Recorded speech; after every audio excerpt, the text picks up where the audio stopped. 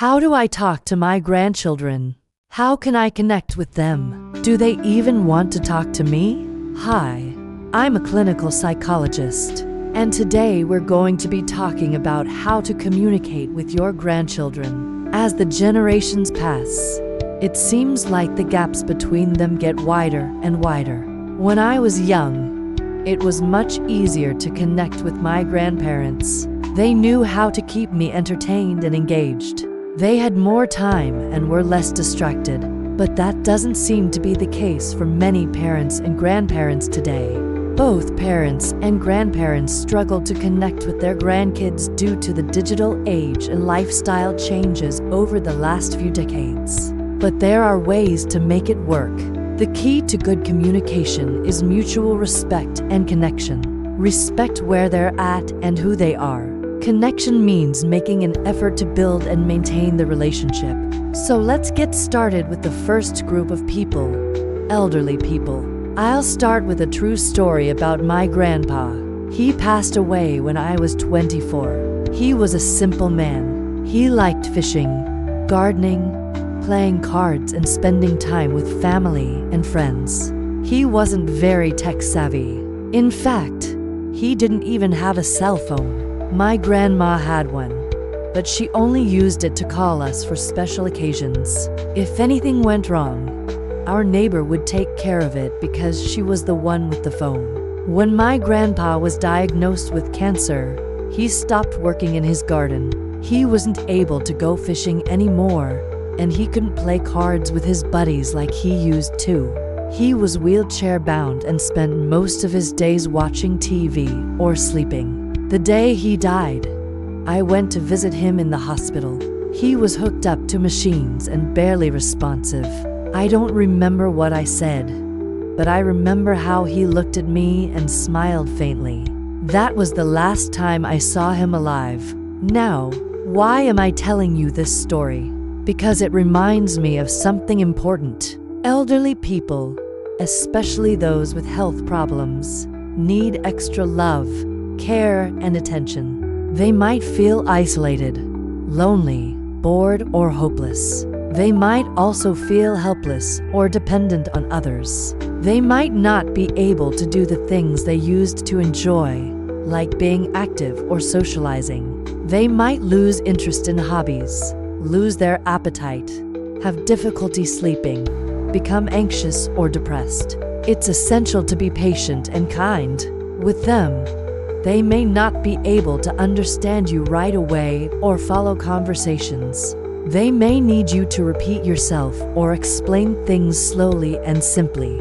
They may also need you to write things down or use visual aids like pictures. Here are some tips on how to communicate with elderly people. First, use simple language. Avoid using slang words, idioms, or jokes that they might not understand. Use short sentences and avoid using complex grammar. You might need to repeat yourself or explain things slowly and simply. Second, be patient. Give them time to process what you're saying. Don't rush them or interrupt them. Be prepared for pauses or moments of silence. Don't be afraid to use nonverbal cues like nodding, smiling, or using gestures. These can help to convey your meaning and make it easier for them to understand you. Third, ask questions and listen attentively. Show interest in their thoughts and feelings. Ask open-ended questions that allow them to share their experiences and stories. Listen actively and show empathy. Fourth, be sensitive to their needs. Be aware that they may have hearing or vision problems or other physical limitations. Adjust your communication style accordingly. For example, face them when you're talking to them and avoid covering your mouth when you speak. Use a moderate pace and volume. Fifth, use memory aids. They may have trouble remembering names, faces, or recent events.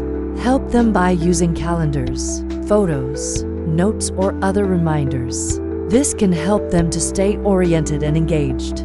Finally, don't underestimate them. They may have a lot to offer you. They may have valuable wisdom, experience, or stories to share. Show respect and appreciation for them and learn from them. After retirement, many grandparents find themselves with more time on their hands and more freedom to pursue their interests. Some might travel, take up new hobbies, or volunteer. Others might move to warmer climates or closer to their families. Retirement can be a time of new opportunities and challenges. But how does this affect their relationship with their grandchildren? Well, for starters, they might have more time to spend with their grandkids. They might be able to attend school events, sporting events, or other activities that their grandkids participate in. They might also be able to provide childcare or other forms of support for their adult children. Additionally, they might have more freedom to set their own schedules and make their own decisions. They might not have to worry about getting up early for work or asking permission from their employer to take time off. This can make it easier for them to be flexible and accommodate their grandkids' needs. However, retirement can also bring some challenges when it comes to communicating with their grandchildren. For example, they might face health issues or physical limitations that make it difficult to keep up with their grandchildren's active lifestyles. They might also have to deal with the loss of their identity or purpose. They might have been used to being a worker or a breadwinner for many years, and it can be hard to adjust to a life without that.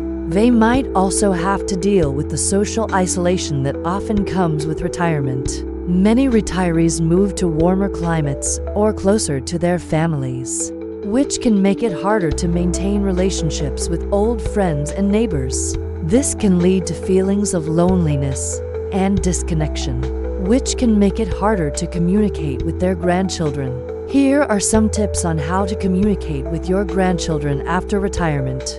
First, stay connected. Make an effort to stay in touch with your grandchildren. Even if you live far away, you can still call, text, email, or video chat. Ask about their lives, their interests, their friends, and their school. Share your own experiences and stories. Show interest in their thoughts and feelings. Second, be involved. Attend school events, sporting events, or other activities that your grandchildren participate in. Offer to help with homework or other projects. Volunteer at their school or in their community. Be present and supportive.